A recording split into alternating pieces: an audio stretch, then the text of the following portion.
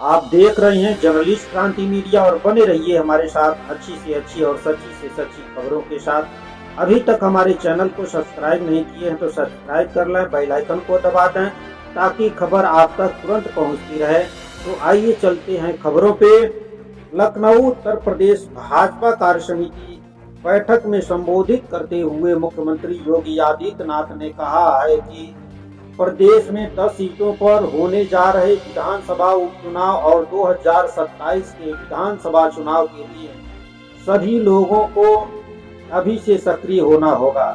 उन्होंने कहा कि लोकसभा और राज्यसभा सांसद के साथ ही विधायकगण, एमएलसी, जिला पंचायत अध्यक्ष, महापौर, ब्लॉक प्रमुख, चेयरमैन और पार्षद सभी लोग आज से ही 2027 के विधानसभा चुनाव की तैयारियों में जुट जाएं।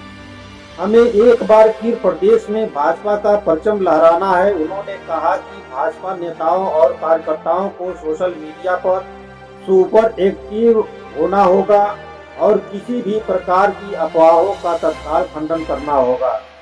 सीएम योगी रविवार को डॉक्टर राम मनोहर लोहिया राष्ट्रीय विधि विश्वविद्यालय के डॉक्टर भीमराव अम्बेडकर सभागार में आयोजित प्रदेश कार्य समिति की बैठक को संबोधित कर रहे थे। उन्होंने कहा कि अति आत्मविश्वास ने हमारी अपेक्षाओं को चोट पहुंचाई है। भाजपा के राष्ट्रीय अध्यक्ष और केंद्रीय मंत्री जेपी नड्डा की उपस्थिति में आयोजित कार्यक्रम को संबोधित करते हुए मुख्यमंत्री ने कहा कि पीएम मोदी के नेतृत्व में हमने यूपी में 2014, 2017, 2019 और 2022 में बड़ी सफलता प्राप्त करते हुए विपक्ष पर लगातार दबाव बनाए रखा था। 2014 और उसके बाद के चुनाव में जितना मत प्रतिशत भाजपा के पक्ष में था, 2024 में भी भाजपा उतना वोट पाने में सफल रही है। लेकिन वोटों की शिफ्टिंग और अति आत्मविश्वास ने हमारी अपेक्षाओं को चोट पहुंचाई है। जो विपक्ष पहले हार मान के बैठ गया था वो आज फिर से उछल कूद मचा रहा है। हमें किसी भी स्थिति में बैकफुट पर आने की आवश्यकता नहीं है। मुख्यमंत्री ने कहा कि 2022 में विपक्ष चुनाव के बाद मारपीट पर उतारू हो गया था। तब हमारे सभी कार्यकर्ताओं को ये लगा कि वास्तव में हमारी सरकार का माफिया मुक्त यूपी का अभियान इन्हीं गुंडों के लिए है। आज आपके सहयोग से हमें यूपी को माफिया मुक्त करने में सफलता मिली है।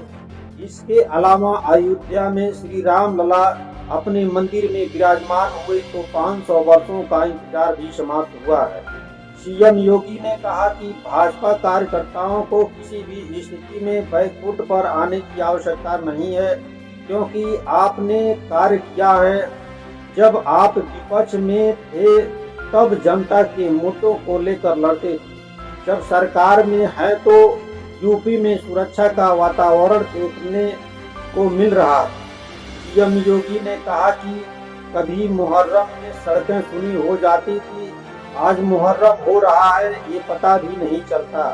ताजिया के नाम पर घर तोड़े जाते थे, पीपल के पेड़ काटे जाते थे, सड़कों के तार हटाए जाते थे। आज कहा जाता है कि गरीब की झोपड़ी नहीं तोड़ेंगे, तार नहीं तोड़ेंगे। हमारा स्पष्ट और तौर पर निर्देश है कि पर्व और त्योहारों मनाना है तो नियमों के अंतर्गत मनाओ, वरना घर में बैठ जाओ। भाजपा ने देश में विधि और सुशासन की सरकार चलाने के दिखाया है। मुख्यमंत्री योगी ने कोरोना काल की चर्चा करते हुए कहा कि तब प्रधानमंत्री ने सेवा ही संगठन का मंत्र दिया था। उस वक्त भी भाजपा और आरएसएस के कार्यकर्ता सड़क पर उतरकर जनता की सेवा कर रहे थे, मगर अन्य कोई राजनीतिक दल तब नहीं दिखा। यूपी में कभी इंफ्रास्ट्रक्चर कल्पना की। मुख्यमंत्री ने कहा कि हम जाति, मत, मजहब के नाम पर भेदभाव नहीं करते।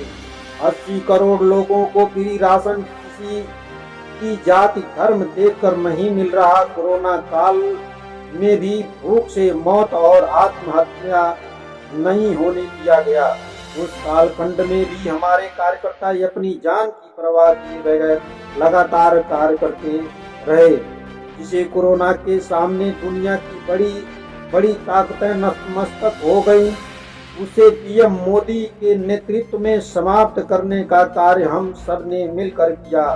सीएम योगी ने इंसेफेलाइटिस का मामला सामने रखते हुए कहा कि जब जेपी नड्डा जी देश के स्वास्थ्य मंत्री बने थे तब मैं एक सांसद के नाते उनसे मिला था। इंसेफेलाइटिस को हमारी सरकार ने प्राथमिकता पर रखा है और 40 साल से लगा ज्यादा समय से पूर्वांचल में आतंक मचाने वाली इस बीमारी को हमने जड़ से समाप्त कर दिया। सीएम योगी ने कहा कि आज गोरखपुर में एम्स शुरू हो गया है। उन्होंने कहा कि यूपी में कभी इंफ्रास्ट्रक्चर कल्पना की आज कही जाए, आपको 4 लेन कनेक्टिविटी मिलेगी। समाजवादियों ने राम कृष्ण और शिव की परंपरा को लहूलुहान किया। सीएम योगी ने कहा कि हमने बुंदेलखंड को डकैत मुक्त बनाने का संकल्प लिया था, जो कि पूरा हो चुका है। प्रदेश माफिया मुक्त हो चुका है। उन्होंने डॉक्टर लोहिया को याद करते हुए कहा कि लोहिया जी ने कहा था कि जब तक भारत में राम कृष्ण और शिव की पूजा होगी, भारत को कोई समाप्त नहीं कर सकता। मगर इन समाजवादियों ने राम कृष्ण और शिव की परंपरा को लहूलुहान किया था। सीएम योगी ने कहा कि जब प्रयागराज में राजू पाल और उमेश पाल की हत्या होती है, तब क्या ये लोग पिछड़ी जात के नहीं थे? कृष्णानंद राय के साथ रमेश पटेल और रमेश यादव भी मौत के घाट उतार दिए गए। क्या ये पिछड़ी जात के नहीं थे? आज माफिया के लिए फातिया पढ़ने वाले फिर से चिल्ला चिल्ला कर चुनौती देने की स्थिति में आ गए हैं। समाजवादी पार्टी हमेशा से दलित चिंतकों और महापुरुषों का अपमान करती रही। मुख्यमंत्री ने कहा कि कन्नौज के मेडिकल कॉलेज का नाम डॉक्टर भीमराव अम्बेडकर के नाम पर था। सपा ने तत्कालीन मुख्यमंत्री ने उनका नाम बदल दिया। हमारी सरकार आने के बाद हमने फिर से बाबा साहब के नाम पर विश्वविद्यालय का नामकरण किया। समाजवादी पार्टी हमेशा से दलित चिंतकों और महापुरुषों का अपमान करती रही है।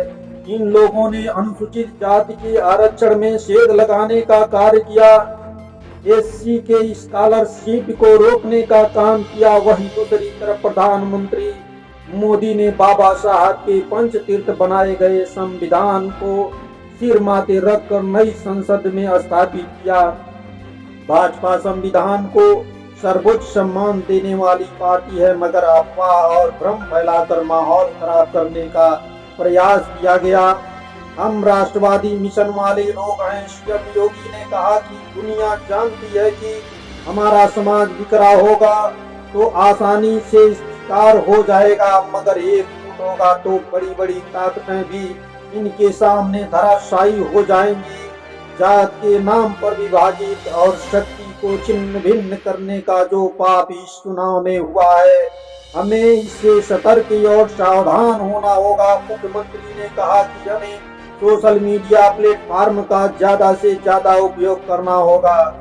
इसी सोशल मीडिया का उपयोग करके षड्यंत्र के साथ विरोधी ताकतें और विदेशी लगे थे, जिसमें वे सफल हो गए। हम राष्ट्रवादी मिशन वाले लोग हैं। भाजपा कार्यकर्ताओं को ये देखना होगा कि सोशल मीडिया पर क्या चल रहा है। हमें अफवाहों पर तत्काल खंडन करना होगा। अनुसूचित जाति के महापुरुषों के बारे में भाजपा के विचारों को सबके सामने लाना होगा। 2019 में हमने इसी प्रदेश में सबसे बड़े गठबंधन को धराशायी किया था।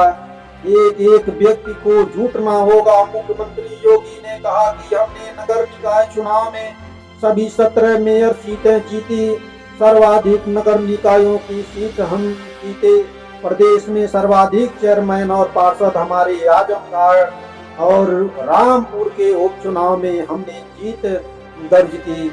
आने वाले सभी 10 विधानसभाओं के उपचुनाव में भाजपा की जीत का परचम लहराएगा। इसके लिए हमें अभी से जुट जाना है। यही हमारा संकल्प आज से होगा। चाहिए जिले में मेयर से लेकर पार्षद तक हमारा है। एक एक व्यक्ति को जुटना होगा।